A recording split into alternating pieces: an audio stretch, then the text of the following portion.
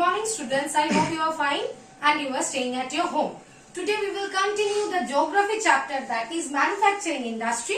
Last day you have learned about the classification of industry.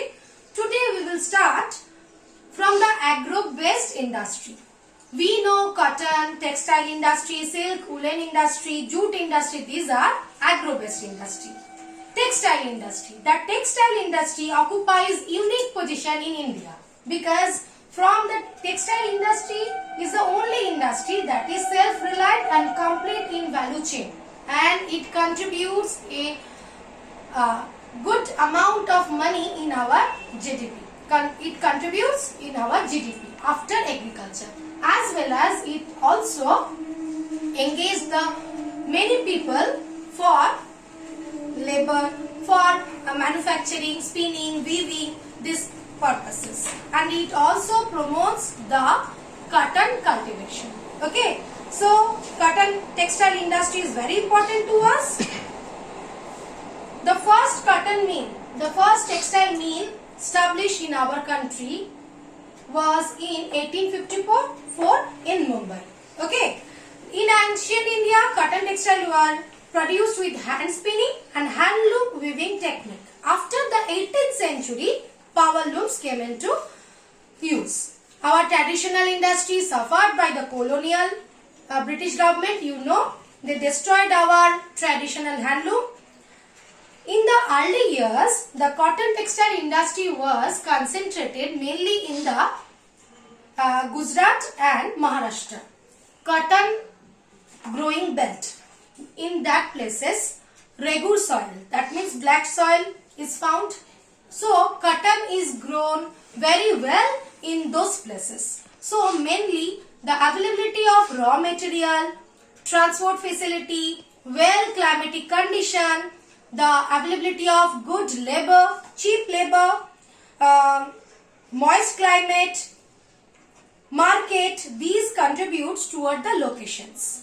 This industry has close link with agriculture. You know, it provides a living to farmers. Cotton ball pluckers, workers engaged in ginning, spinning, weaving, dyeing, designing, packaging, tailoring and sewing. So this industry gives the huge employment. Okay. While spinning contributes to be centralized in Maharashtra, Gujarat and Tamil Nadu, weaving is highly decentralized to provide design of weaving in cotton, silk, zari, embroidery, etc. So look at the map. These are the black dots are the cotton textiles. In these places, Ujjain, Pune, Mumbai, Chennai. In our West Bengal, Murshidabad, Howrah, Hooghly, in these places cotton textile already set up. Woolen textile found in Jamangarh, Ahmedabad, mainly in the North India, and the silk textile you can see Mysuru, Kolaru, in our Bakura, Varanasi, these places cotton textile mills are present. India has the second largest installed capacity of spindles in the world, with 43.30 million spindles after China. China obviously leading producing state. Since the mid-80s, the spinning sector has received a lot of attention. We have a large share in the world trade of cotton yarn, accounting for 1/4 of total trade. But our trade in garments is only 4% of the world's total. So our spinning mills are competitive at the global level and capable of using all the fiber we produce. The weaving, the knitting and the processing unit cannot use much of the high quality yarn that is produced in the country. So I hope you understand the importance of cotton textile industry. Now we will discuss about the jute textile. India is the largest producer of raw jute and jute goods and stands at second place as an exporter after Bangladesh. Before the getting freedom, the whole India, that time Bangladesh was also with us. That time India was the only state who the greatest exporter. Now Bangladesh divided. So Bangladesh is the greatest exporter and India after Bangladesh. There were about 80 mills in India in 2010 to 11. Most of these are located in West Bengal. You have seen already the jute mills beside the Hooghly river. Okay, in the Bhatpara region there are many jute mills.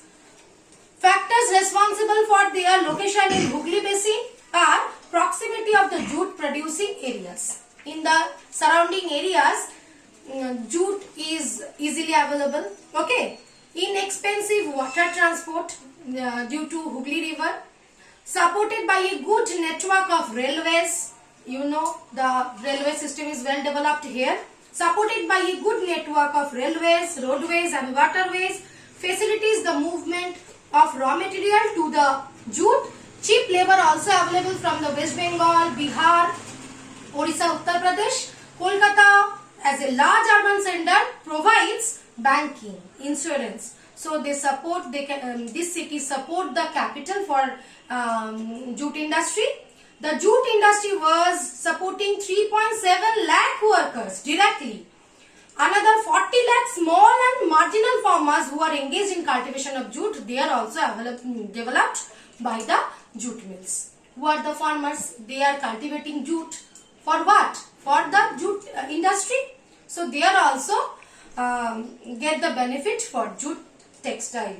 Okay. Challenge faced by the industries include stiff competition with the international market. The international countries, they are also competing with the quality of jute products with the India. So we have to grow well. We have to develop our own machineries, qualities to compete with the international level. Okay. To stimulate demand, the product need to be diversified.